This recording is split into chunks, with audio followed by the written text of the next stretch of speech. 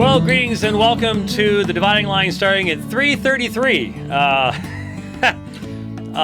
Let's just say that things have been busy around here today, and so we got started about 27 minutes earlier than we announced, but I was driving in and I told Rich, okay, we're going to go for 3:30, and he forgot, so.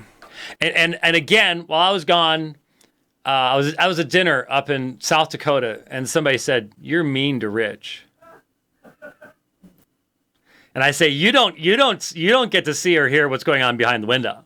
You're only getting half the story. And so, but you have your pity party friends out there who think that, I'm mean to you. So that's just double grief, baby. Double grief. Get you on both ends. So, anyway, it is good to be back here in Phoenix, especially because I saw the picture of the snow in Rapid City that came in today, and it's not that I would have, it would have been really bad to see snow. It would have been sort of cool, actually, but I don't want to have to fly out of Rapid City on those little CRJs with snow. No, that's cool. So I was just looking at Twitter, and a King James onlyist has joined with the INC guys to identify me as a cultist. Because I oppose cultic King James onlyism. Yeah, great, wonderful. Do you see the what's in the background here?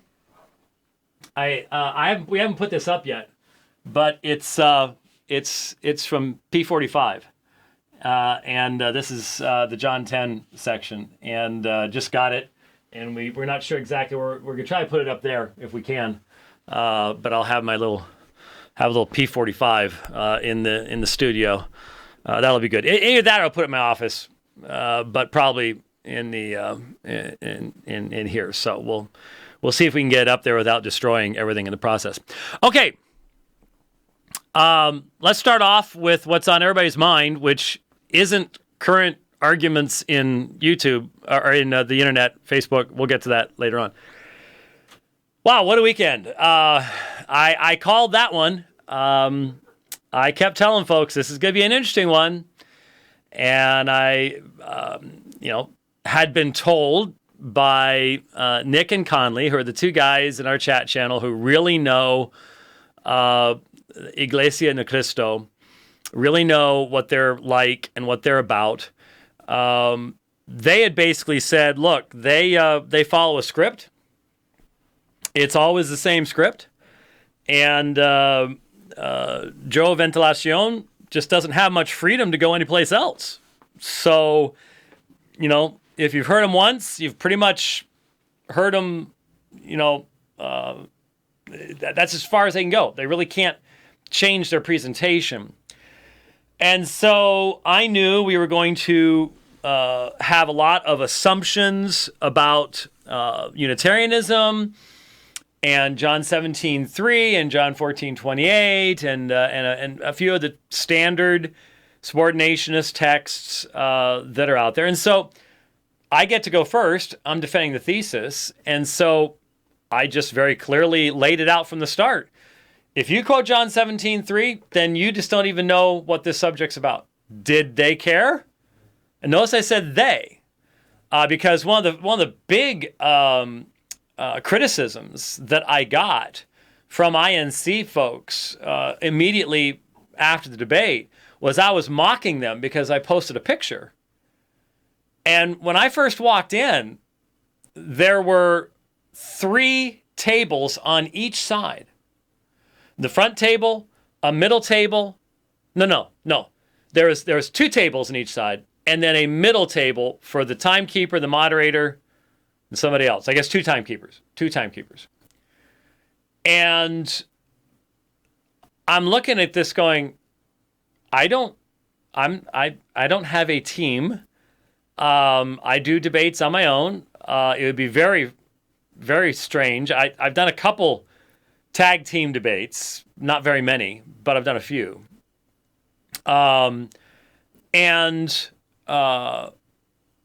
So I said, look, I don't want an empty table with chairs behind me. That's distracting. It looks silly. Looks like someone's supposed to be there, but they're not.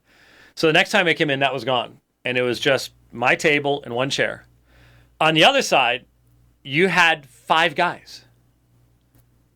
And they came in and they started laying out all these books with numbers on them.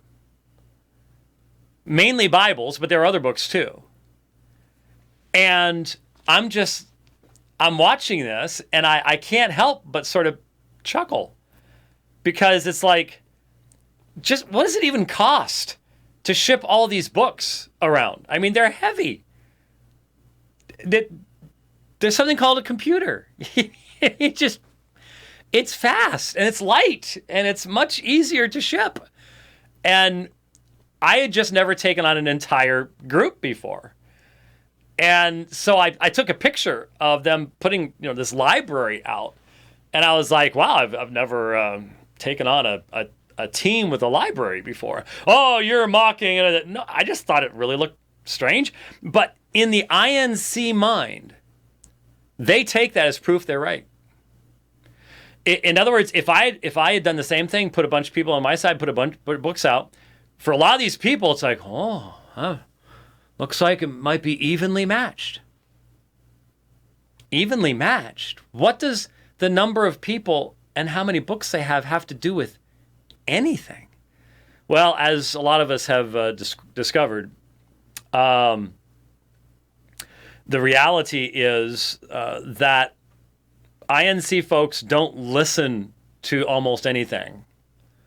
They certainly, well, look, I've had a bunch of Christians say, oh, what a waste of time. Shouldn't even waste your time going up there. Yeah, you got some nice pictures of Mount Rushmore, but you shouldn't waste your time going up there. This is just some little Filipino cult. Look, they're a very large religious group in the Philippines. They are a virulent cult. There are many people trapped in them. Yes, they definitely appeal to those who have very little biblical knowledge, very little curiosity. But does that mean those people are worthless? By doing this debate, not only have we provided a clear documentation of the fact that you can stand up to the best that they have to offer, and take them on and defeat them handily, point by point. But you likewise have been able to provide people with a resource that will encourage even people there in the Philippines. We've already heard a lot from people they have been greatly encouraged to stand up to INC, because they tend to be extremely aggressive there in the Philippines. And some people accuse them of violence there in the Philippines. And so it was well worth it, not only to provide a witness to those within INC, but an encouragement to Christians, likewise, to be a part of those who are presenting the gospel to the members of Iglesia and Christo. So I had, of course, seen the debates. I knew exactly what to expect, and got exactly what I expected. I knew that Joe Ventilacion would misbehave, because it is the very nature of their debating methodology to misbehave. When you answer a question, they say, "It's not my question," and then they just repeat it, because they're not trying to ask you a question. They're not trying to clarify anything. They're not trying to advance truth. This is a cult, and they want to maintain the cultic thinking of the people in the group. And so there are certain phrases, there's certain points they'll repeat over and over again, even if it really has nothing to do with what's being said, just simply to reinforce the groupthink of the people within the cult. And so I start off my presentation by saying, you know what? If you quote John 17:3, it shows you don't even understand what the issues are. So what does he do? The first verse you quoted was John 17:3, right? And goes right back at it. And I had already refuted. I had already said, you're going to assume Unitarianism. You can't do that. Didn't matter. Didn't matter what I was saying, because they don't care about a debate. If you had flow charted that thing, it would have been just an abject disaster for the INC side. But they don't care about flow charting, and their people don't care about flow charting, and their people don't care that they pick and choose Bible translations just simply to make their point. They don't care that on the one hand, Mr. Ventilacion will emphasize the accusative of theos, ton theon, as if every accusative form has the same meaning. I was really amazed at the arguments that he was making. Just really, really, really, really, really bad.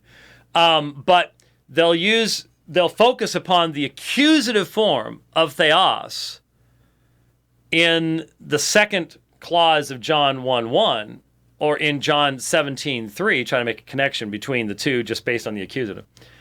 But then, when faced with 2 Peter 1:1, they'll say, well, we don't derive our theology from grammar. We need to compare spiritual with spiritual, which is a nice way of saying, I will not be held to a standard of consistency in the handling of Scripture. My ultimate authority is what I'm told to believe by the leaders of Iglesia and Christo. And all the rest of this stuff is just window dressing, is what it is. And so we pretty much knew what we were going to get. And I had watched as Mr. Ventilacion, in his previous debates, had utilized this horrifically poor form of questioning, which isn't really questioning. It's just argumentation where you put words in the other person's mouth and say yes or no. Which, again, does not impress any deep thinker. Any person that follows logic, studied debate, is just immediately going to dismiss him out of hand. But for the people who are following you around and just, oh, it's Mr. Ventilacion, it's one of the leaders of INC. You're all you want to do is to reinforce that thinking on their part. And so we get into, and they have this interesting form of debate, which wasn't a bad form of debate. It was intriguing, actually, and it had more interaction than the formats that we normally use. It wasn't bad. I wouldn't mind using that format in debates in the future. Might snipe that and use it. But would you like to come sit behind me? We could get everybody from channel to sit behind me and sit in channel chatting. No talking, because that would interrupt me too. I know they got to talk. Yeah, I know. To be honest with you, all the rest of you were all upset about that. The only time I actually was myself interrupted by the talking was in that last statement, because I was at the podium. Evidently, a lot of they had been quieter before, but they really just got really loud because they don't care what I'm saying. They're just talking about how they're going to, but what they want to emphasize in the next thing they're saying and stuff like that. So, but I twice in my closing statement said, "Yo, guys, over here." Yeah, I know you heard him the whole time. We would definitely address that in any future things. That guys, only one person up front speaking, and if you need to talk to each other, write notes. Or use sign language or whatever, but stop with the yammering. Anyway, I knew what was going to come in the cross-examination, and I for some reason, in the stuff they sent us for the bios, he said he had done 7 debates. 7. I thought there had been more than that, but then I started thinking about it. I said, well, I have not seen more than 7. I've not even seen listed more than 7. Might maybe seen 4 or 5 in YouTube, and some of them weren't even in English, so I didn't bother looking at them. 7 debates. And so I'm like, all right, I'm not going to be run over by this guy. I know what his tactics are, and I'm not going to let it happen. And we didn't. We didn't let it happen. I did not let him get away with it. Yes, a couple of times, someone has already made a GIF or GIF, depending on how you pronounce GIF. Someone has already made a GIF of one of the times when, after a particularly silly question, I mean, you know, do you believe Exodus 3:14 is in the Bible? Yeah, think it is. Mm-hmm. Do you believe it? Mm-hmm. You know, that kind of thing is you know, it's self-destructive to the credibility of the person asking the questions and stuff. But again, that's only self-destructive in the minds of critical thinkers. INC members are not critical thinkers. They are warned against critical thinking. And with all these groups, you know, I've said for years, when you're talking to Jehovah's Witnesses, one of the things you want to try to do is to get them to think critically about the claims of the society. As long as they see themselves as a part of the society, then any negative information about the society is negative information about them. You have to put them in a position where they can see the society over here and themselves over here so they can analyze claims about the society. Well, double down, triple down, quadruple down on that for the INC, because the INC makes Jehovah's Witnesses look like a bunch of liberals. When it comes to the controlling authoritarianism of the structure. And so, yeah, I knew what was coming, and as soon as he started trying to play tricks with John 17:3, I just wouldn't let him do it. And people go, how are you so patient? I wasn't. You know, I got the gospel in clearly 3 times. Very clearly, 3 different times, I got the gospel to the people that were listening, the few that were listening. So I had that in mind. And I had talked with the guys with South Dakota Apologetics. And Aaron Knudsen, I love it, Knudsen. Aaron found out just how much work something like this is. It's huge. It is. That's why we don't do it very often ourselves, because it's just. And the guy was in the hospital the weekend before with bad stuff. I mean, bad stuff, as in stuff that can kill you stuff. And so here he is working himself to death. And by the way, I really appreciate it. Let me thank all the guys, including Aaron and Justin, who was in a plane crash, and Giggles. And everybody else. Giggles is really excited that I gave him his own nick. He makes one really mean steak. Oh, that thing was incredible. Wow. I said I'm not a steak guy. But if steak tasted like that, I would be a steak guy, because it was. The last time I had a steak that good was on the Mercury, the first time we took her. Well, they went out on a ledge there and going with that, because I told them not to. I know. I told them too. I told them, you know, taking James White to Ruth's Chris is, you may as well take him to McDonald's, because it's just a complete waste of time. So seeing a picture of it coming back where, you know, you love the steak, that speaks volumes. Well, he made him in his house. Oh, wow. So those were on the grill. That's huge. And the vast majority of the time I get steaks, it's like chewing on the bottom of a shoe. So I just, even at nice restaurants, so I just don't bother. That was absolutely incredible. It was just like, ate the whole thing. Just, it was good. It was good. So anyways, all the guys did a tremendous job. They put a lot of work in, organized it real well.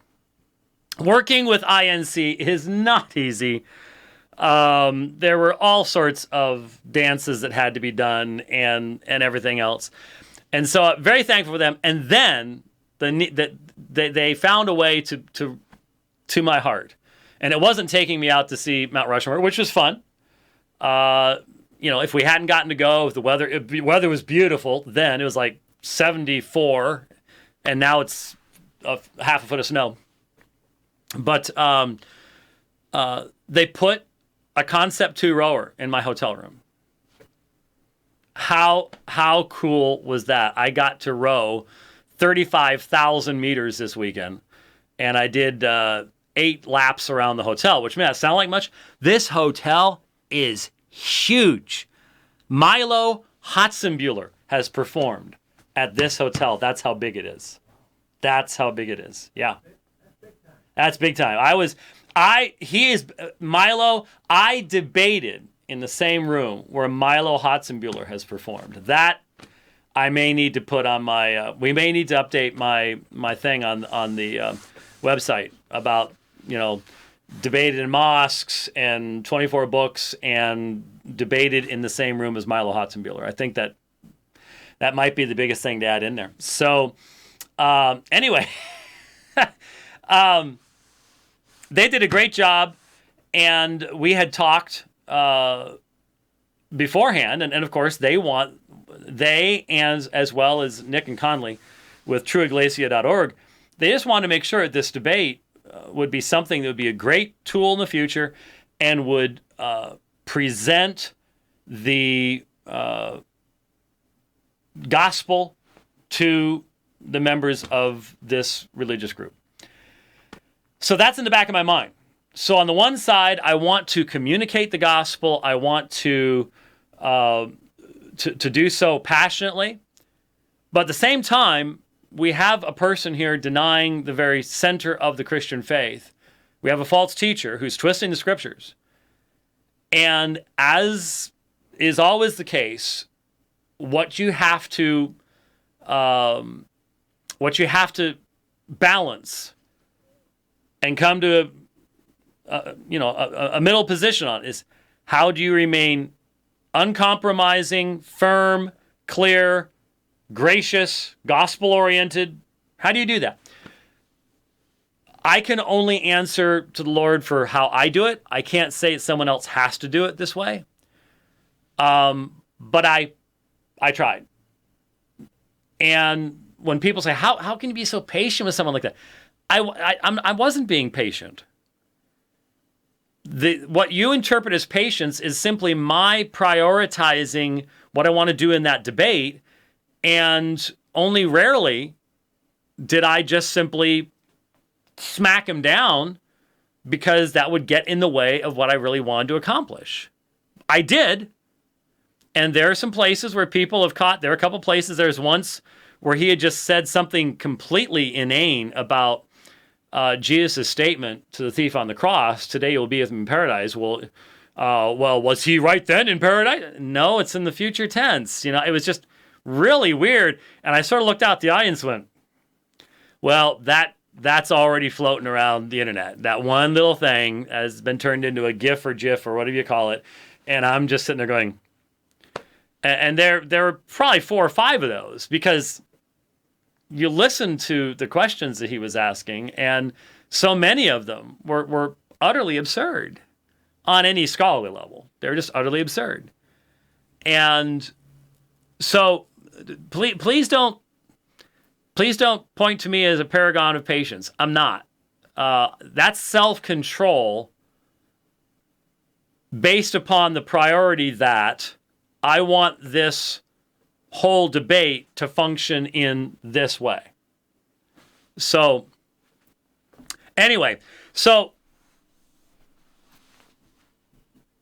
I do have I fired up the thing.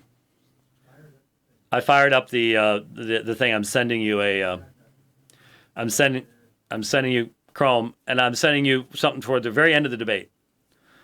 And so I'd like you to possibly, can you zoom in on that window or something like that? There's a lot of things that we could play from the debate, and I'm hoping that eventually, now maybe somebody can tell me, but right after the debate was over, Iglesia and Christo took the link to it down. Have they reestablished it? Because one possibility was they, what I'm looking at here is the result of the live stream, which is normally what we have for the dividing line. But that includes the 15, 20-minute long intermissions and everything else. And I would imagine eventually South Dakota Apologetics is going to put together a different version of it with better sound and take the intermissions out and stuff like that and post that. This one right now is at 118,000, more than 118,000 views on YouTube. That's really good. Well, that sort of messes stuff up.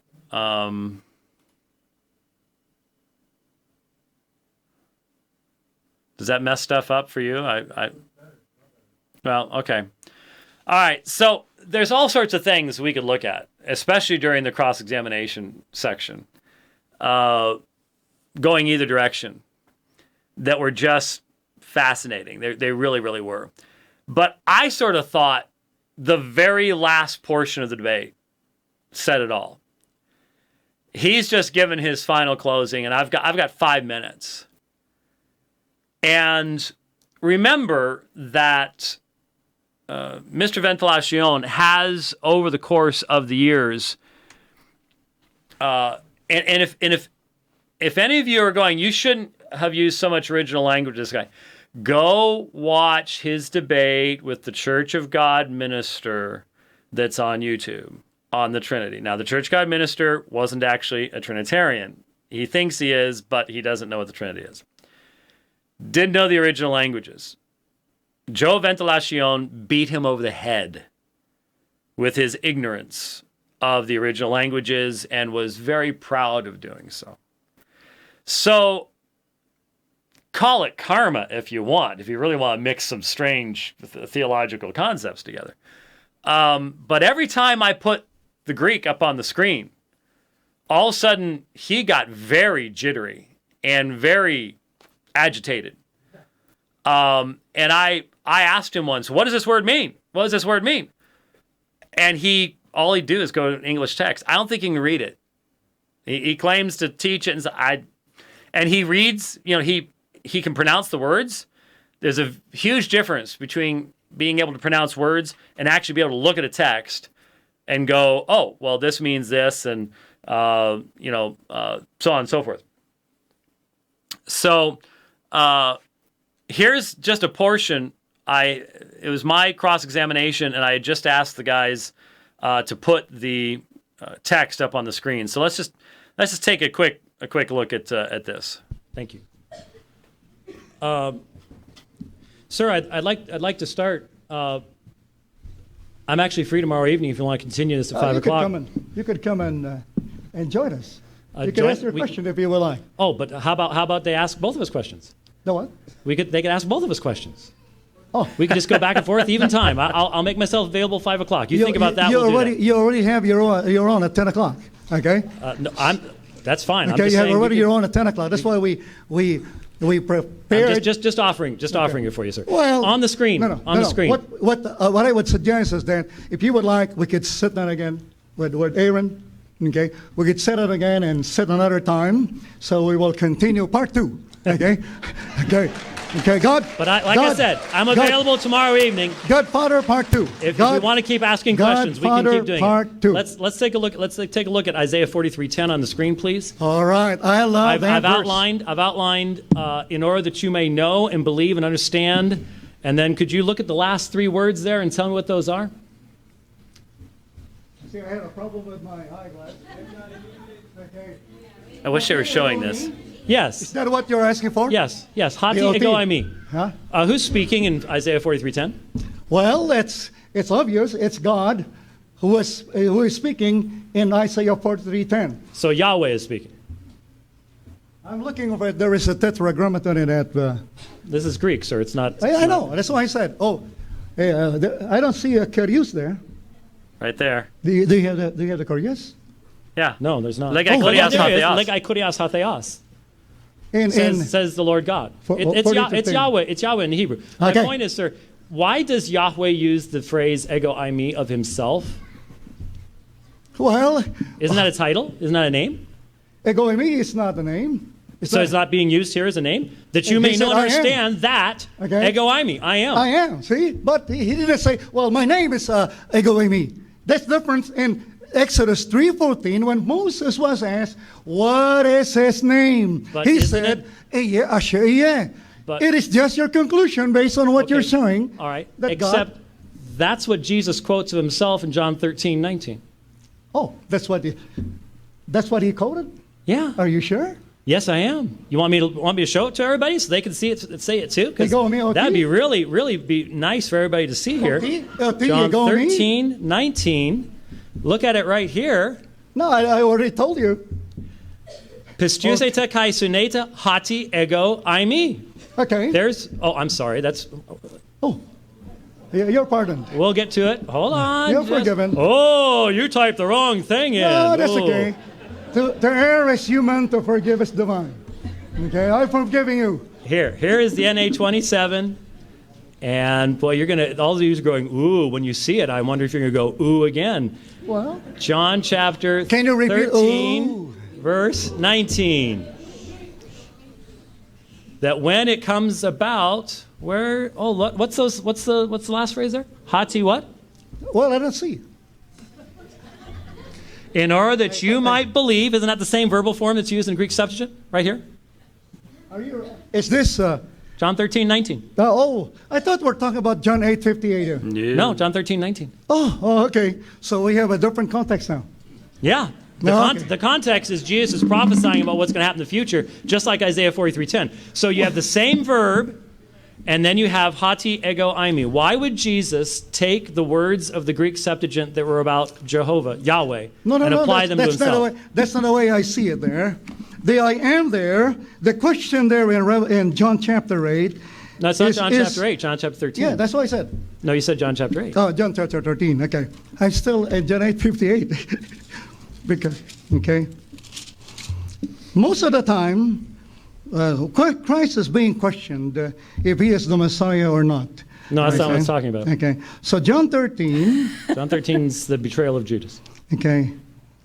Now I tell you before it comes, now when it does come pass, many believe that I am he. In the King James Version, I am he, with an italicized he. Yeah, hati ego aimi. Okay. Using the exact same verbal form that's found in the Greek Septuagint. So my question for you is, why would Jesus, if everything you've said about him is true, apply Isaiah 43:10 to himself? It's just you're thinking that he was applying Isaiah 43:10. See, in this version, which is NLT, I tell you this now so that it happens you will believe that I am the Messiah. The I am there. Can you show me the word Messiah in the Greek, sir? We're not talking about bad English translations. Oh, okay. Let's stick with the Greek. Okay. It's barely a paraphrase, folks. If you have to use that, you're not dealing with the New Testament. Oh, okay. You're not. Oh. And the time ran out. Saved by the bell. So there you go. That's called trying to survive for 5 minutes without ever really dealing with the issue at all. And anybody who's read my book knows I dealt with the I am sayings rather extensively, an entire chapter just on John's presentation of the I am sayings, which included, by the way, he said I never mentioned this, but I did in the book, John 9:9, which was an amazingly shallow and horrific attempt to get around the I am sayings of Jesus in the Gospel of John. But that's what happens when INC is forced to answer questions. They're not going to answer the questions. Now, what has happened since then? Well, it's been interesting. I've never, only when I ran afoul of the social justice warriors and the Black Hebrew Israelites have I had to add to my block or mute list on Twitter as much as I have in the past few days. And not so much for abusiveness as just people that just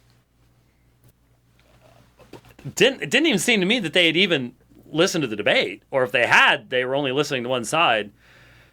Unthinking, just repeating the same mantras. The response has been the demonstration of the cultic nature of Iglesia and Christo to the nth degree. And And what I mean by that is when you look at how cults respond, they tend to be easily offended by anything, while being extremely offensive themselves. So, you watch what they did in the debate, and the talking back and forth, and the interruptions, and the questions that are just not even semi-respectful, like, well, is Exodus 3:14 in the Bible? Do you believe what it says? This kind of stuff.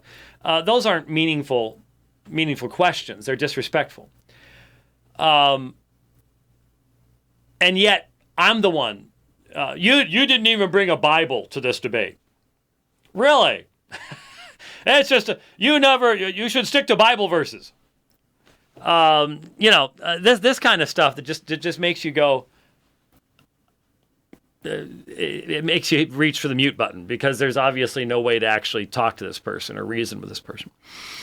There's a lot of that. But then, starting, I think, the next morning, I was sent a link to a Facebook article where a guy that we had met, it was actually a Sunday morning, because a guy that we had met before the 5 o'clock meeting. Very few people showed up to that 5 o'clock meeting, by the way.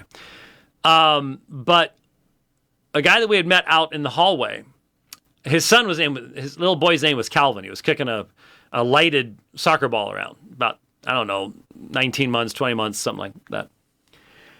And he came in with us, and he took a picture of me talking with Mr. Ventilacion. Now, why did I go there to ask him a question? Real simple. We wanted to get hold of their official book that defines their theology, Fundamental Beliefs of Iglesia and Christo, by the last leader of the INC, not the current leader, but his dad, I believe. And so, what I asked him when we met was, well, look, you can quote from my book. You can quote from the Confession of Faith in my church. We are wide open in regards to what we believe. We're not hiding anything.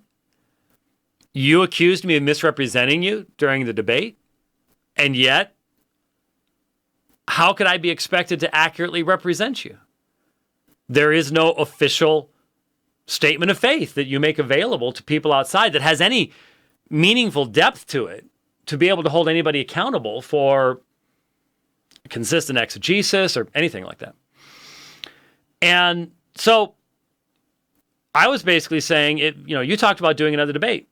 And I found out in this conversation that he was the next day moving to San Diego and will be taking up a position in the congregation in San Diego.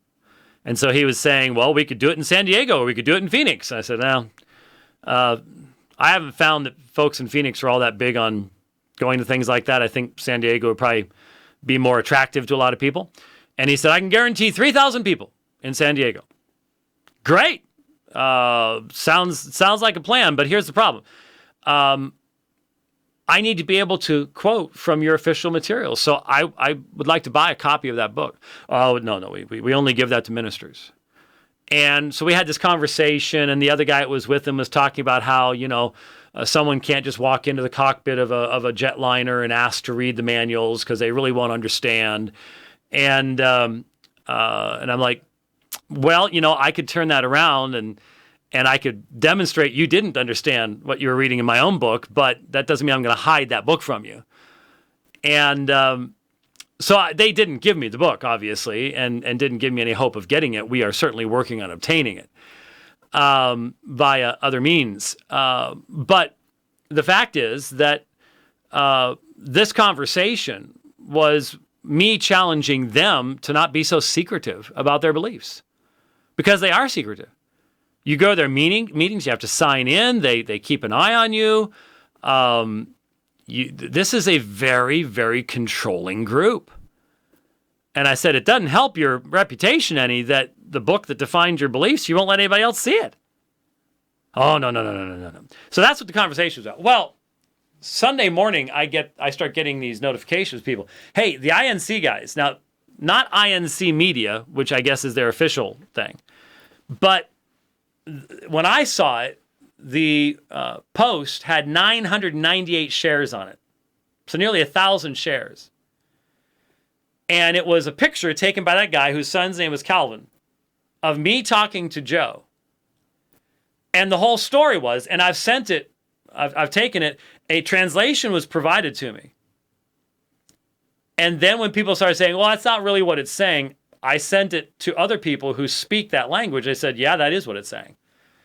So what it was saying was, I wanted to know more about INC because Joe had demonstrated that the Bible doesn't teach the Trinity, and I wanted more information so I could convert to INC. And I even wrote to Joe, he's never written back, to say, could you do something about this? Could you know what that conversation was about. You know what we actually said to one another. So would you please, put out a statement or respond to this, or do what's right, because if the roles were reversed, man, I would have been on that like a duck on a June bug. So, I just realized that phrase doesn't mean much to most people outside the Midwest, but you can tell where my mom grew up. Anyways, it's like a duck on a June bug. It's better than a poke in the eye with a sharp stick. There's all sorts of wonderful, fun, idiomatic phrases like that probably people outside the U.S. are going, what is he talking about? I don't know. It's, So, anyway, could you explain the part of the debate when he brought up John 9:9? Well, I suppose I can. So, anyway, since then, people have been saying that guy who posted it has now apologized, and people have gone after him, and he's withdrawn it. Okay, but a whole lot of people were really, really willing to believe it. And it was so obviously false. And yet people wanted to believe a falsehood. The groupthink, the mindset of these individuals, the fact that almost every single one I'm talking to, totally incapable of critical thought. Just, it's like their critical thinking faculties, the light switch has been turned off. It's like talking to the worst Jehovah's Witness, the worst Mormon, and yet it is not just the worst. That's the standard. That's the norm amongst these folks. It really is an amazing thing to observe. And so we pray for the video that it'll be. Obviously, I'd love to see INC post it. If INC does not post this video, has anybody checked? If someone could check, INC Media, I think is the official name or something.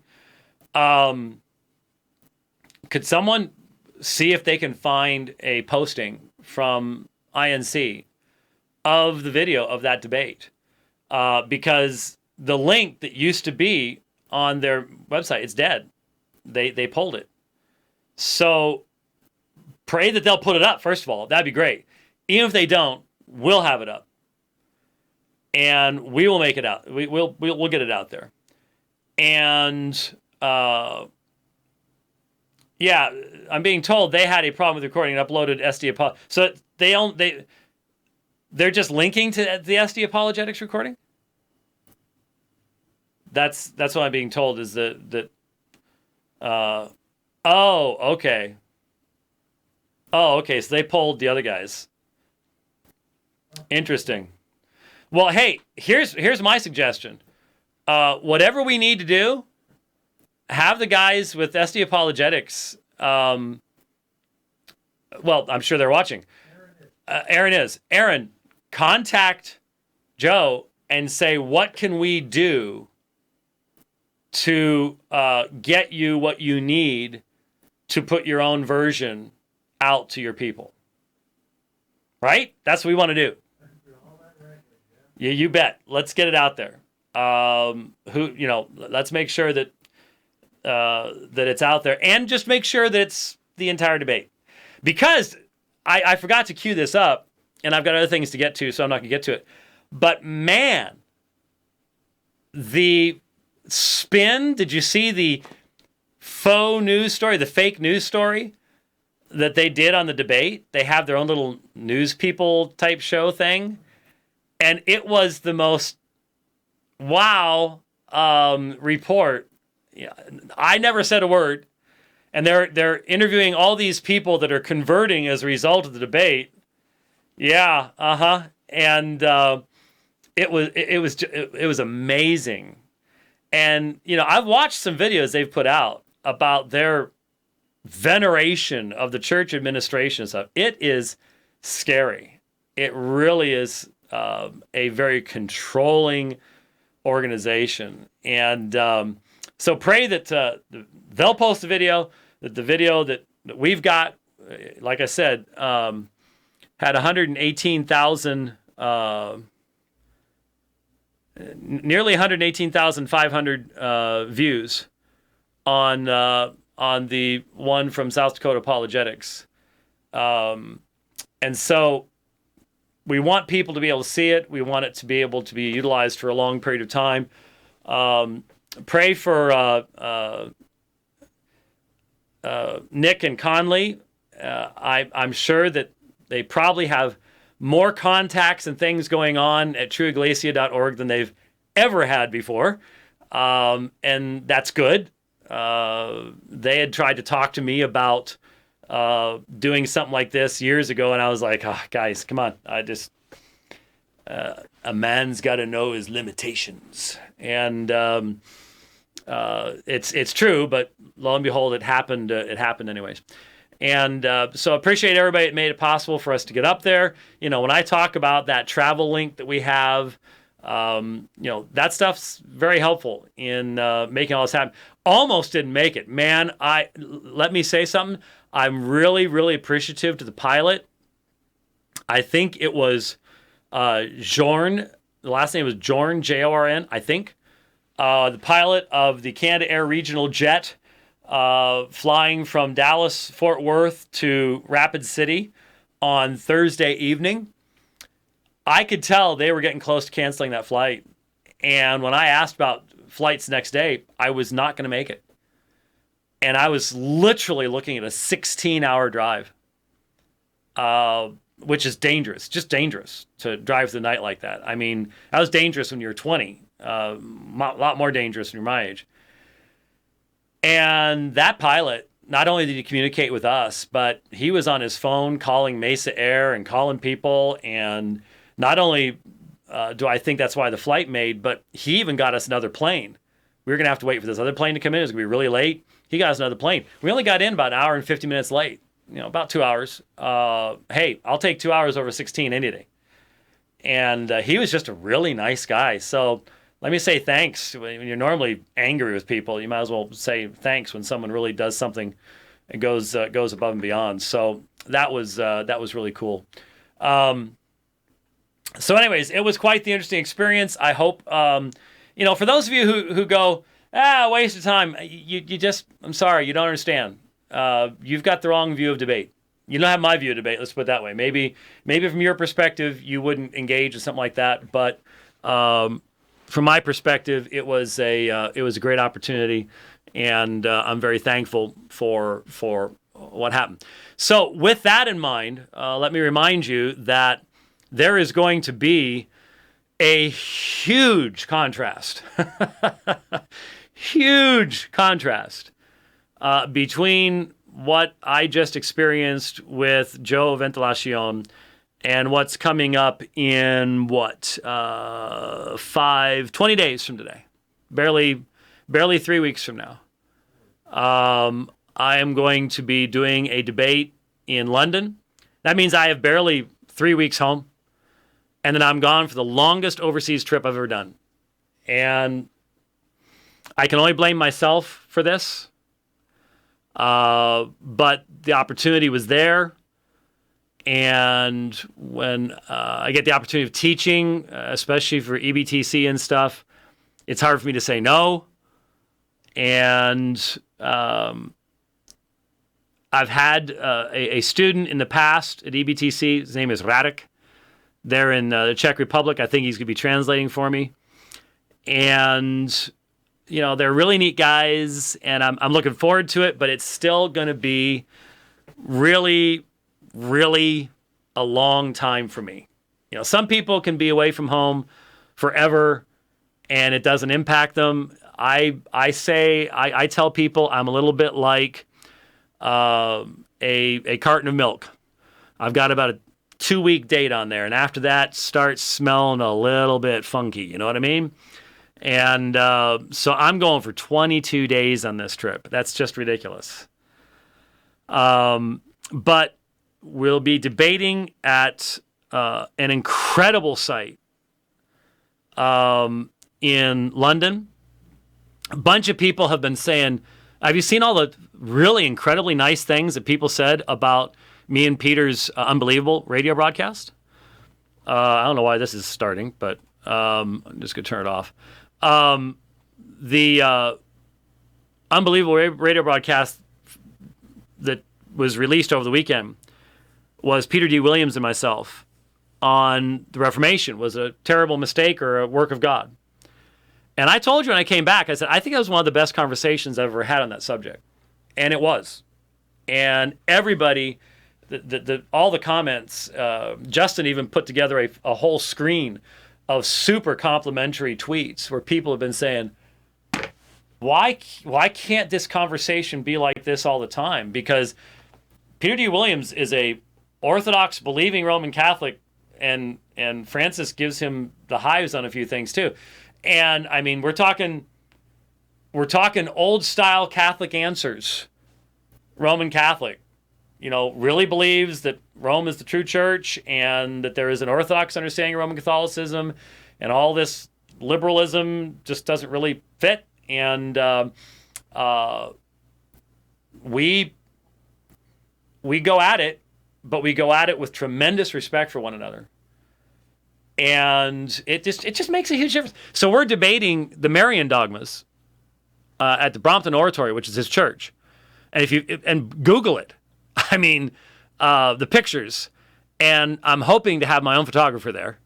And we should get lots and lots of incredible pictures from the debate as well. Pray for the debate. Pray for my health, obviously, the whole time I'm gone. But pray for the debate. But I cannot imagine a greater contrast than what you're going to get. Not in the sense that it's going to be boring in any way, shape, or form, but the level of conversation is going to be so far beyond what I just experienced that the contrast might burn my clutch out. It might. There might be a really... Ever smelled a clutch burning? Yeah, I think we may have to worry about the smell a little bit, just in how massive the difference is going to be. So that image, well, that's not an image. That's more of a odiferous parable. Odiferous parable. Yeah, there you go. All right. So there's that. Now on to less enjoyable things.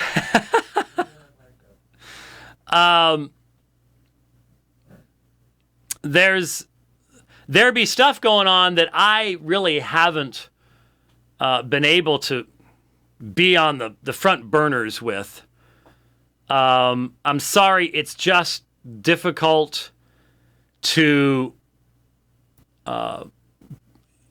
read stuff while you're on the Sky Train going from B concourse to C concourse, and then you stick it in your pocket, and you've got to find some place to eat, and you're slamming down. I was so thankful to find Chick-fil-A in Concourse C at Dallas yesterday.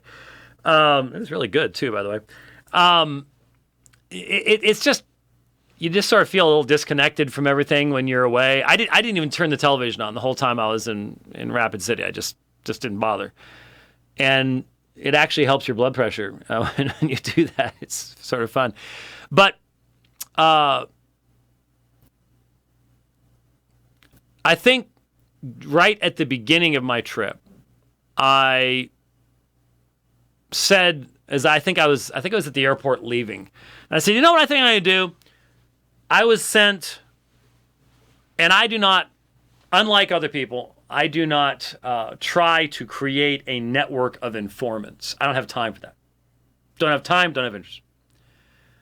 But there are people who send me things. And sometimes things I get, I don't even know where it came from. But over the years, I have been sent a number of things from a place called The Bunker. The Pulpit Bunker is its fuller name, and it's associated with Pulpit and Pen. And I've known some people who've been a part of it in the past. I know a lot of people, actually, who've been a part of it in the past.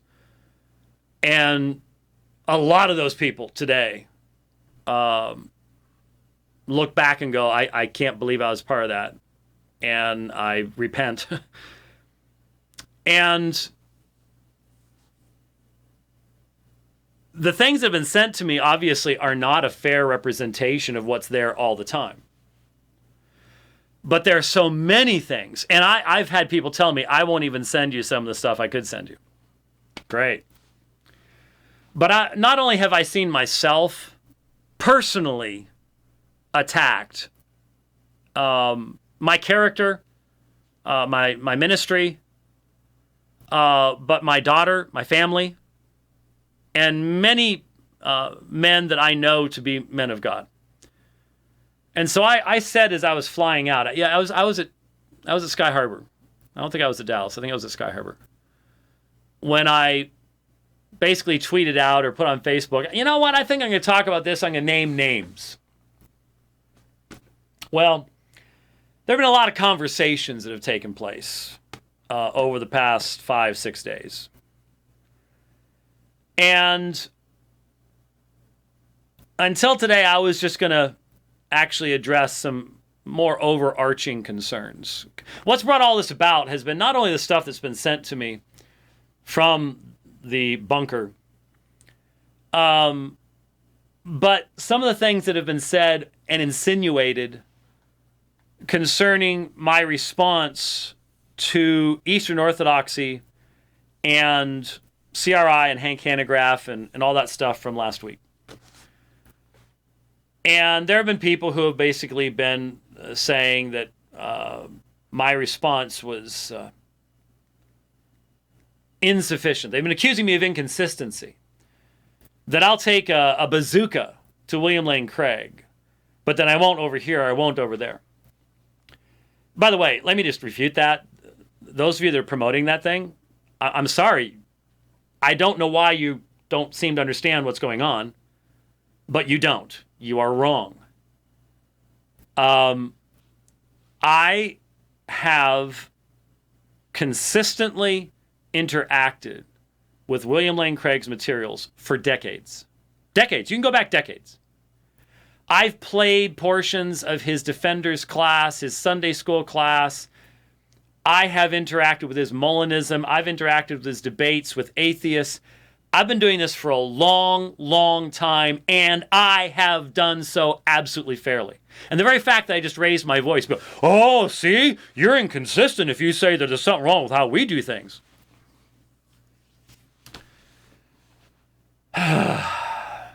Category errors, big problem in people's thinking these days.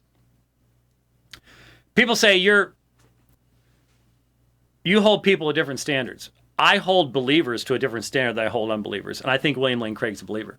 Some of you don't think he is, which is sort of funny that you'll criticize me for that. I hold William Lane Craig, Leighton Flowers to a higher standard because I accept their Christian profession. I don't hold a Muslim to that standard because they don't make a Christian profession. I think that would be obvious. I've explained it 1,000 times before. But the reality is, anybody who says that I have been unfair to William Lane Craig, prove it. Prove it. How many hours of William Lane Craig's voice have you heard in this program? Not edited. Played straight out. You may disagree with my criticisms of him, but you don't have a leg to stand on that I have not been absolutely fair to the man. Absolutely fair to the man. So, there was a article posted about the CRI situation, and I briefly criticized it because of its tone and its lack of depth. And as a result, I saw a number of insinuations. Well, see, he's soft on that. Sure is hard on Christians, but when it comes to Eastern Orthodoxy. I got a note from a dear friend of mine, and he doesn't realize how dear a friend he is to me. We don't really talk all that much, but it doesn't matter. I just have so much respect for the guy. And he is I won't give him much more information because I don't want to drag him in the middle of all this. And honestly, I had sort of forgotten the fact that he has spent a lot of time studying Eastern Orthodoxy. He really, really has. I'd sort of forgotten that, but it fits with what he does overall. And yeah, I see it. I just got to press on. There's nothing I can do about it. I got a note from him that said that basically thanked me and said, what you said about Eastern Orthodoxy was accurate and careful, and you're right. Most people in the West just don't even have a clue. They are evaluating Eastern Orthodoxy on Western standards. They don't know what the issues are about. A lot of the stuff is cultural. And even when they're right about such issues as scriptural sufficiency, role of tradition, justification, theosis, all the rest of that kind of stuff. He wasn't saying this. I'm just reiterating what I said. That even when they're right, so often the criticism rings hollow to the Orthodox person because of the way in which it is phrased and the direction of which it's coming. As I said, the first day I responded to the news about Hank Hanegraaff's joining Eastern Orthodoxy, I don't talk about this subject because trying to get everybody up to speed on it is beyond my capacity. I've had enough conversations with really well-read Eastern Orthodox to recognize how complex this issue is. And as soon as you say that, a lot of people just dismiss you. Well, you're just compromising. You're just compromising. Sorry, has nothing to do with compromising. It's actually just trying to be honest and scholarly and accurate in what you're saying.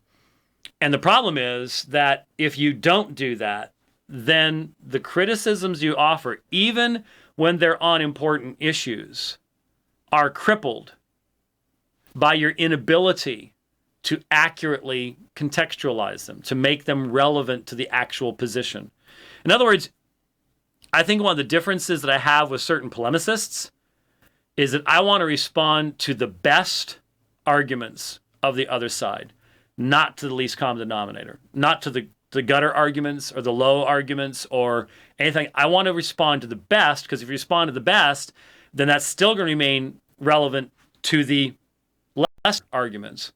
Whereas when you present the more popular level stuff, it's not actually relevant to those who actually have thought through their faith. That's the same with Islam, which gets me into trouble. That's the same with Mormonism, which gets me into trouble. I mean, how long have I been doing this? Remember back in the days when about the only thing we were dealing with was Mormons and Jehovah's Witnesses. What's one of the things that got us in trouble? But the fact that I wouldn't go along with some of those popular people dealing with Mormonism because the argument wasn't appropriate. So this is nothing new. This has been going on for literally decades. Just trying to be consistent. So, people who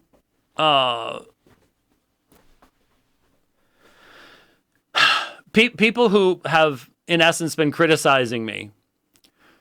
I guess an apology was given for this, but I was identified as a false religious leader, shall we say, claiming authority as to how to engage these issues. I just basically got sick and tired of what I was seeing coming out of the pulpit bunker. And so I said, let's talk about it. Well, since then, what has happened is there's been a number of conversations, not involving me. I've been a little bit on the busy side. And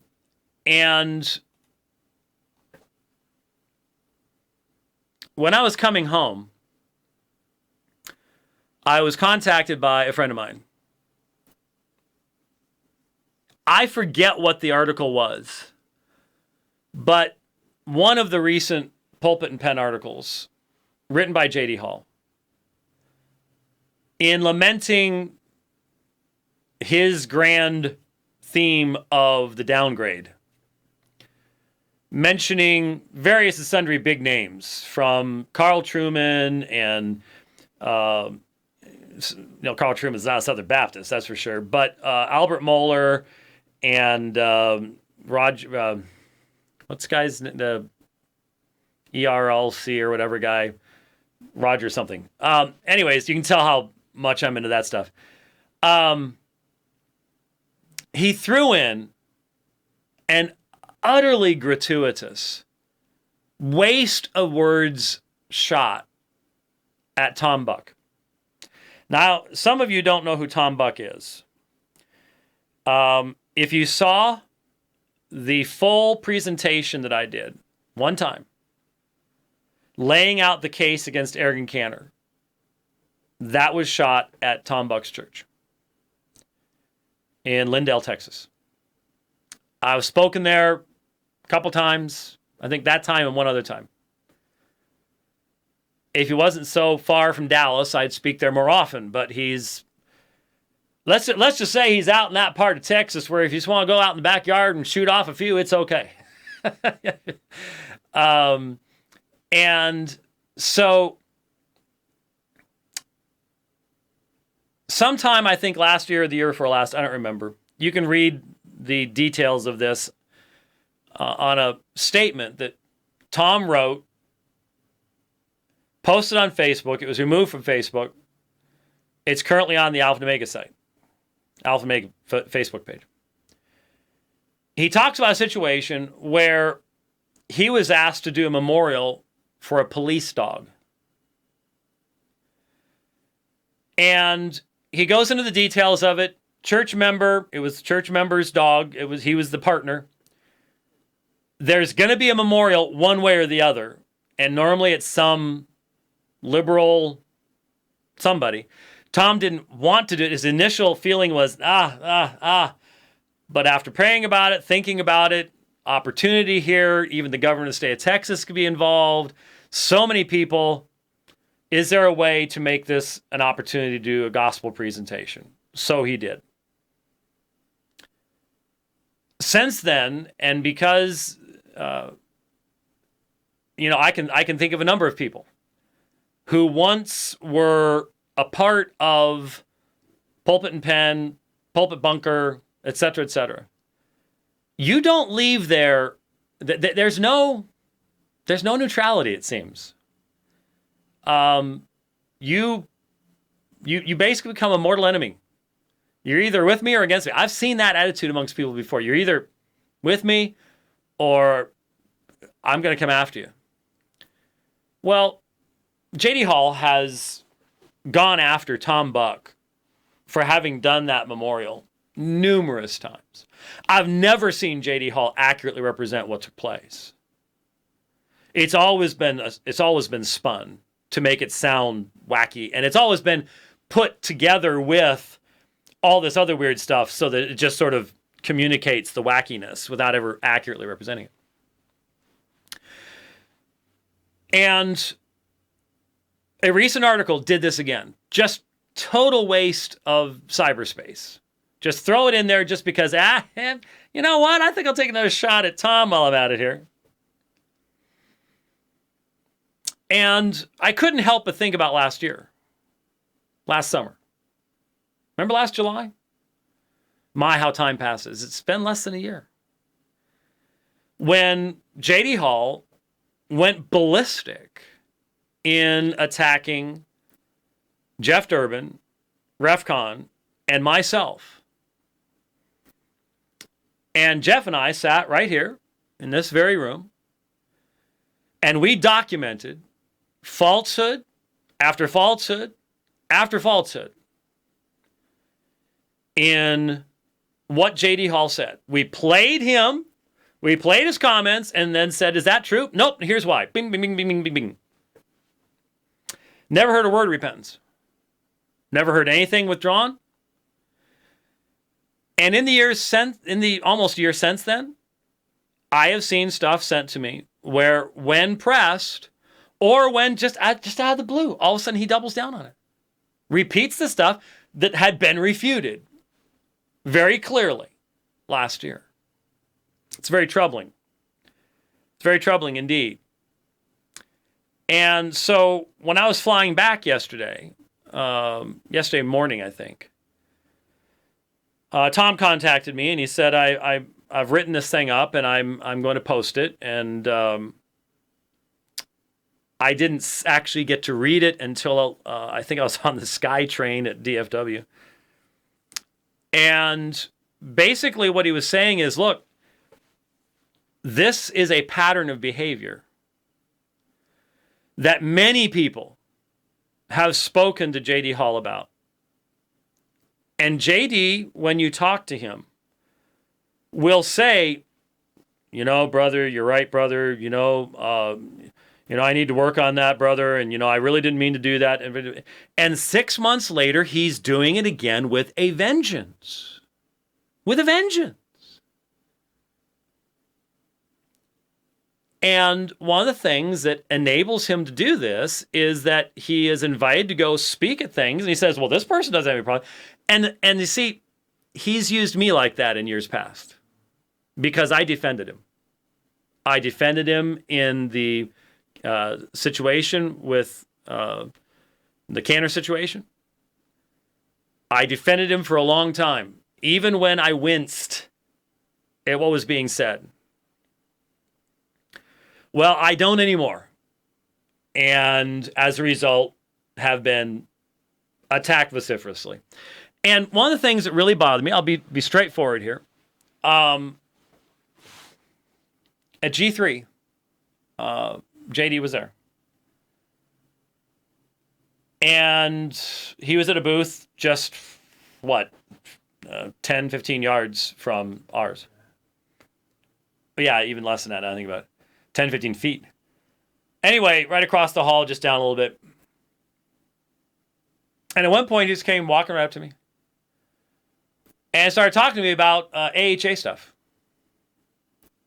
And told me some stuff I didn't know. Because like I said, I'm not, I don't have all those contacts out there doing their thing. But the whole time he's talking to me, I'm sitting there going, in my mind, JD, I know what you say about me in allegedly secret places. I know what you said about my family, about my daughter, about me. Why are you one thing to my face and something completely different someplace Why not? I just if you really believe the things you say about me to other people when you're angry, doesn't that actually reflect your heart? And so I have been used in the past as one who has defended this man in his consistent, well, I was going to say nuclear option. It's a little bit scary these days with North Korea and Iran. But it's the nuclear option. It is the go for the worst. And if you read what he's saying today, he'll always go back to any place he's ever been criticized and always double down on the places where there has been disagreement with other people. We were right about this, and we were right about that, and we were right, the Pope thing, and whatever else. And there are a bunch of us, including Tom Buck, that are extremely concerned about what is going to happen at some point in the future. And the people that are going to be damaged. Because people have already been damaged. That's the point. A lot of people already have been damaged by this utter lack of grace, this inability to differentiate between standing firm and using a flamethrower to light a birthday candle. And so Tom wrote up the article. It was immediately removed. And yeah, I know. And basically, as I understand Tom's heart and his intention, what he's saying to the people that are now being used by JD, saying, hey, I think your criticism is all wrong. Because if you saw JD's response to what he wrote, it was just completely dismissive. Totally ignored the factual issues about the memorial. Totally ignored everything else, basically, that was being said, and just put on the full martyr garb. I'm a polemicist. I just simply put up with this type of thing, and it's what I've come to expect. And so, in other words, it doesn't matter how many of us have expressed sincere concerns about his attitude and actions, and the distinction that exists between what happens in the allegedly secret halls of the pulpit bunker and what happens out in real life. There should not be a distinction between those two. There shouldn't be. Well, because certain people were mentioned by Tom Buck who are now being used in this way, well, now there's a whole lot of tension.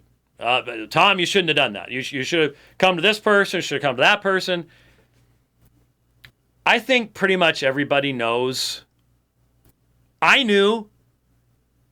Let me put it this way. I knew when I was defending JD that I sort of sat back at times going, oh, JD. And it was sort of like back before Sam Shamoon went ballistic on me. I did say many times to Sam, and he has to confess that I did. I talked to him over and over and over again. But I never went to the mat. It was always, come on, brother. Part of it's because of the problems that we have in the church today, in the sense of how disconnected we are, especially by distance and things like that. I mean, if you're going to contact elders in a church, man, you're really getting super serious at that point. And Tom even mentioned once that he had written there was some problem with JD's church, and he had written in defense of JD. And I remember that, and I think I even offered to write in defense of JD at that point in time. I don't think I ended up doing it, but I think I offered to do the same thing. It's easy for us to close our eyes when we know what's actually going on. But eventually, there's just such a chorus of people. And I think Tom just eventually came to the conclusion, we've just been sitting around. And look, Tom and I have talked about it over and over again.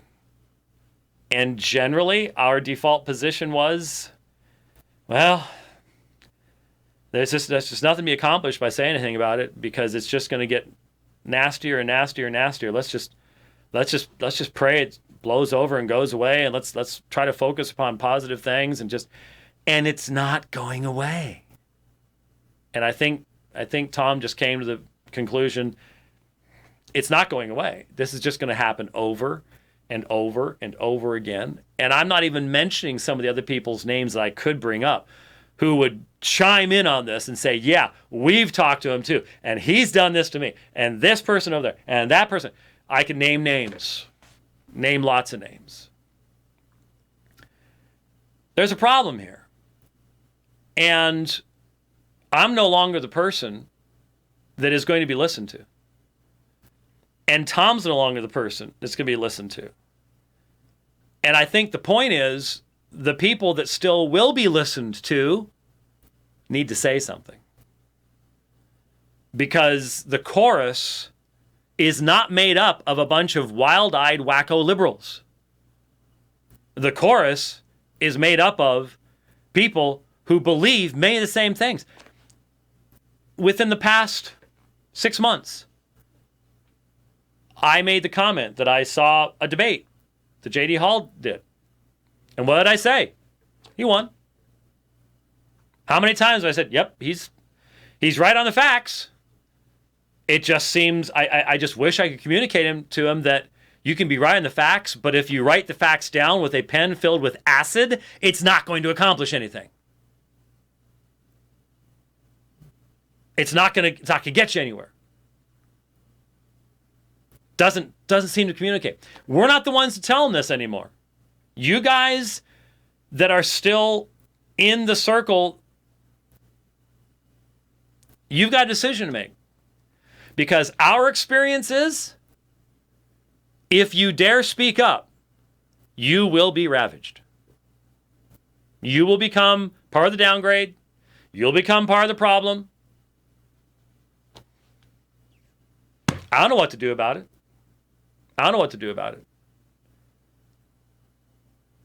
I can tell you this, and I will tell you this.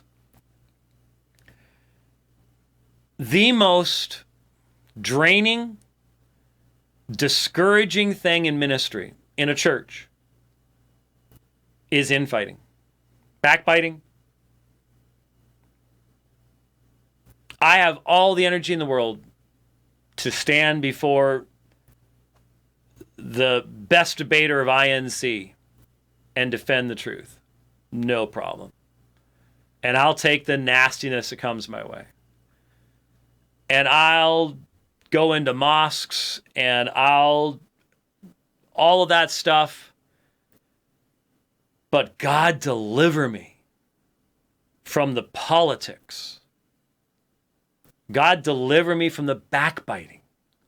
God deliver me from the people who call themselves Christians, and I have to accept that profession. Because there's nothing that will rip your lips off more than that kind of stuff. Here, I've got friends. And I enjoyed meeting JD the first time I met him. His passion inspired me. And I was in the company of others who I still consider my friends, but we disagree about this. We disagree about what to do about this. We disagree about how to approach this.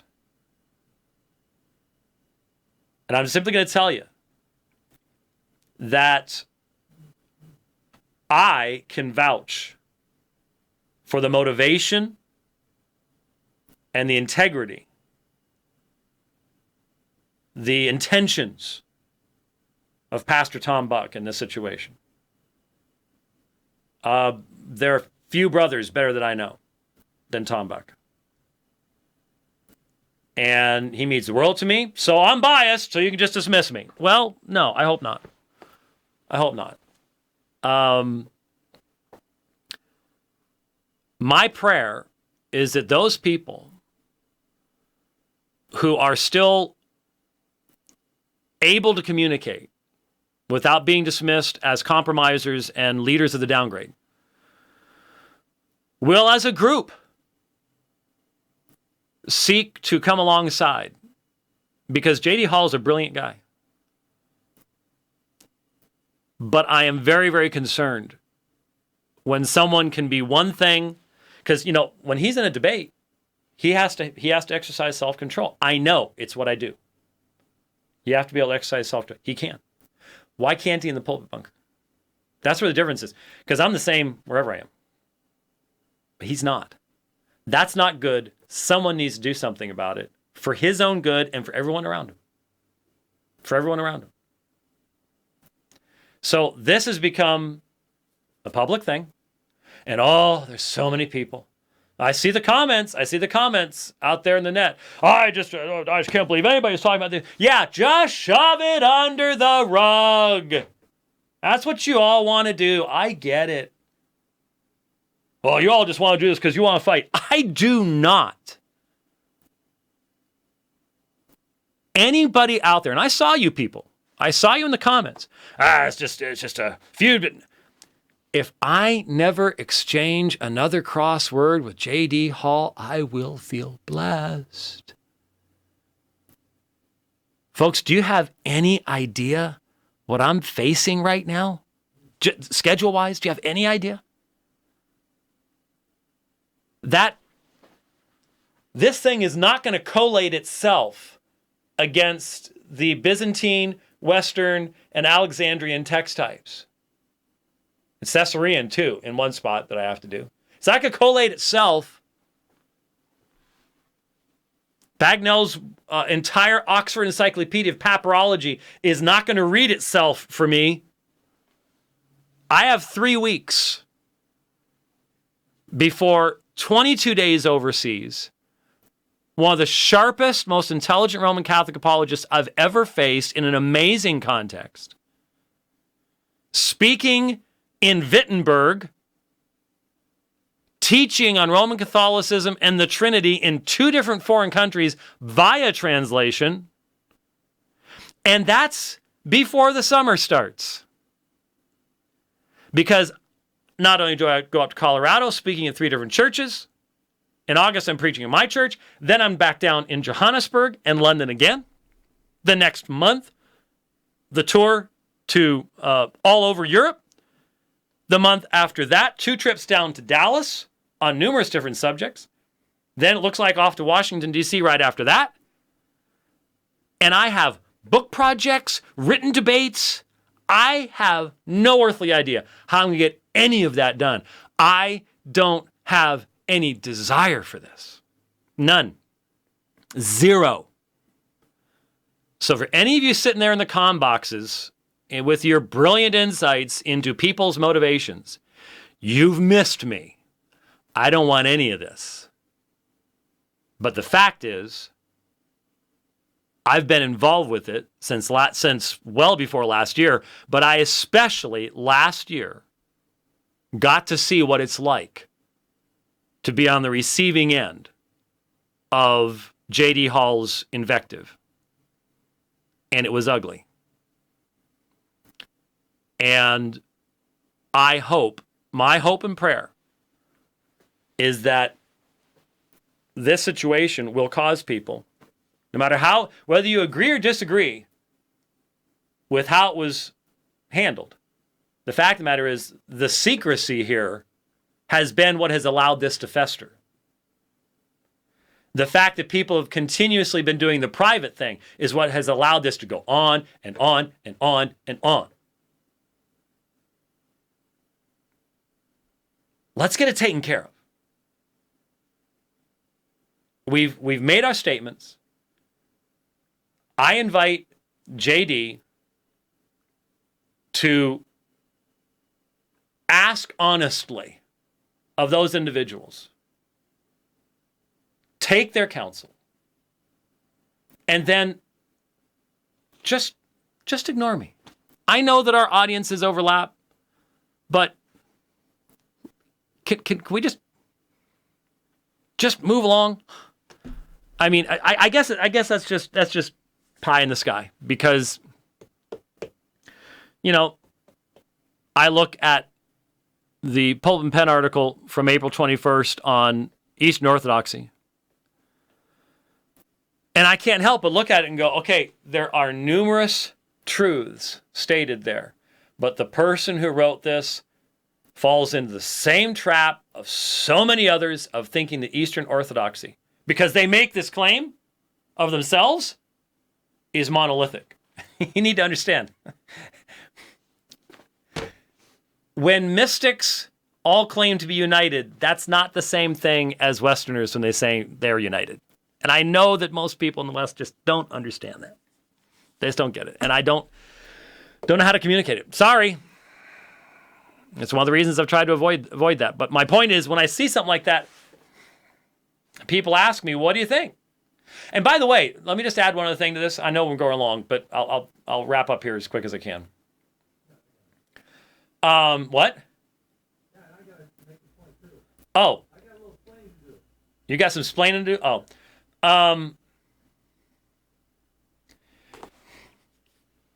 Well, that actually derailed my train, so go ahead. Put the thing in so you can hear me. You had made your post on Facebook Friday morning, and I saw it, and shortly after that, I started getting phone calls from people who were concerned and reporting certain events going on in this place called Pulpit Bunker. To me, one of them sent me a screenshot of a post by Len Pettis regarding his complaint that you didn't take the bazooka to Hank Hanegraaff. And that's what I was going to talk about. What's that? That's what I was going to talk about. Yeah, okay. And I invited one of them to please post my telephone number, the number here, that I answer the phones all day long, and that Len didn't bother to actually ask the question of this ministry because the answer to me was glaring. You already covered that. And I know that post was made in the Pulpit Bunker and that the phone number was there because shortly later I received a text on my cell phone, because he has my cell phone number, from JD saying, "Can I call too?" I'm like, sure. The phone's open all day long. I answer the phones all day long. So call. We don't have a camera on him, so Sorry. You have to watch. Well, I'll do this. Here, we'll take a different angle of you, and you can just look at me, and everybody else will make it like, yeah, you play with a tribble or something, you know. Anyway, so I got on the phone with JD, and we talked for some time, and I will be honest here. I made sure that he called the main line and not my cell phone because I have a headset. And I made sure that, because when I have the headset and you're on a cell phone, I have the advantage. I can raise my voice, and there's nothing you can do about it. And I did a lot of the talking in this conversation, and I voiced my view that Pulpit and Pen engages in yellow journalism on a routine basis. And I explained why I believe that to him, and that they take facts, bare facts, and then extrapolate information out of it. And he didn't disagree with that. In fact, he tried to defend it, saying in the case of Hank Hanegraaff that he was charismated and therefore he can logically conclude or assume was his word that certain beliefs come with that. It's perfectly consistent. And I explained to him, but the fact is you've not actually heard Hank say those things yet.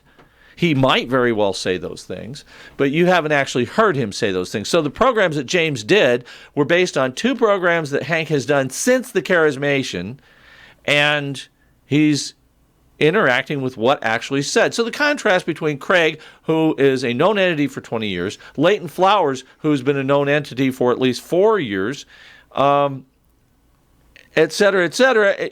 But he insisted he can assume certain things, that he's going to believe these things. And I said, okay, then I challenge you. Does that mean that Leighton Flowers believed the things he claimed to believe when he said he was a Calvinist? That you can extrapolate that he knew all about Reformed theology and he's right on target with it? No, you can't do that either, can you? So we had a lengthy conversation, and it came back full circle, just like you explained it there, where it's like, okay, we need to stop the back and forth. Can we just stop the back and forth, and can we talk? And I said, I will talk to James. He's on the road. We'll see if we can work something out. Stuff always happens when I'm traveling. Yeah, it always happens when traveling. So I reached out to you, and I explained that the conversation went that particular way. And I then said, after all this stuff was in South Dakota, Monday I'll get with you and explain the details. So I started going down the road of explaining the details as you're traveling back. and you said, you know what, you should talk to Tom because Tom's got this. Yeah, because ready to go, and that was news to me too. Yeah, that I didn't know that last week when I said I was going to do. So that. here's where things changed, and I'm going to explain why it changed because I called Tom up, and Tom began to explain to me what's in this article. And he began to explain to me the very conversations that he's had with JD on numerous occasions that just like you say, well, yeah, okay, and yeah, well, okay. And then he turns around and does it again. And yeah, well, okay. And he acknowledges these things, but then he turns around and does it again. And you know what? The things he's explaining to me are exactly the very same things I had just talked with JD on Friday about. And I realized I've just been engaging in wash, rinse, repeat. Yeah. Here I am in the same boat you've explained, Tom's explained, had repeated times, and I can't stand in the way of this. I could have. You know I could have. I could have said, no, we're going to stop everything, and we're going to stand, and we're going to try to, but there is no working out because it's wash, rinse, repeat. It's just the same cycle going over and over and over again, and at some point we've got to say we're going to get off the merry-go-round and do something about it. And that's why when Tom notified us that he'd posted the article on Bible Thumping Wingnut's Facebook page and that they deleted it, and he asked for our space to do that, you and I both had no problem whatsoever. Yeah, and we'll stand with Tom on this. When he, I think I'm trying to remember whether you told me about it or he told me about it first. I don't remember. I was running between planes, so I had read it. But it was on my phone, and it's fairly quick, and I was like, this looks fine to me. I did not read it as quote unquote calling out anybody. I saw it as here's a problem. These people are being utilized as a shield, just as I had been at some point in the past. And look, if I were one of those people, I'd have to think twice about saying anything negative because you see what happens. You see what could happen to you if you were to dare actually say anything because it can get pretty ugly. So yeah, that's why it's there. And I wish this type of thing didn't happen. I really do. But anyway. It's bad enough that we deal with issues like, I haven't had a chance really to fully delve into the Benedict option book that I wanted to talk to people about. Because, you've already got in Pulpit and Pen, the stuff being said about Dreher and that stuff is just so extreme that the truths that are said that I would share with them end up getting splashed with the acid. That's the problem, is you end up damaging the strength of the true arguments by the attitude that you dip them in. And I think that's where a lot of people have a problem. Anyway, so there you go. So we go from the, a great weekend, met a lot of neat folks, a lot of cool stuff happened, and continue to pray for that. Sorry we had to deal with something that's less enjoyable, but it's necessary. If we need to be consistent. And will we take heat for trying to be consistent and trying to say, hey, folks, how you present things is very, very important. There was one last thing it is interesting to me. JD, quote unquote, moderated or at least introduced the discussion I ended up having with Justin Lee up there at the conference. And he cannot begin to say that he didn't realize, that was let's just say JD could not have had that conversation with Justin. He could not have, on the fly, completely changed the entire approach to keep him in that room. Because if I had used my opening statement that I had prepared, That would have been all anyone heard. That and a closing door would have been it. So he's known from the start that my commitment is to be firmly committed to the truth and to do so with grace. And that's vitally, vitally important. Vitally, vitally important. So, anyways, there you go. Next time on the program, Lord willing, neat new stuff. They just published, and see, this is how the Green Project news should have come out, but just published 2 new Oxyrhynchus fragments from the New Testament. Yes, I hate to tell you this, but your Nessiolin 28th edition is now out of date. There are 2 new papyri. They're short. We can go through all of them. But 2 new Oxyrhynchus finds. One is from Ephesians, and the other from 1 Timothy, which makes it our earliest fragment of 1 Timothy. That's really cool. That's really exciting. Unfortunately, it doesn't contain 1 Timothy 3:16, which would have been big, really big. But it's still really exciting stuff. So we'll try to get a little conversation on that going on. Who knows what's going to happen between now and then, whenever then is. But thanks for listening to the program today. Hopefully it was useful to you. We'll see you next time. God bless.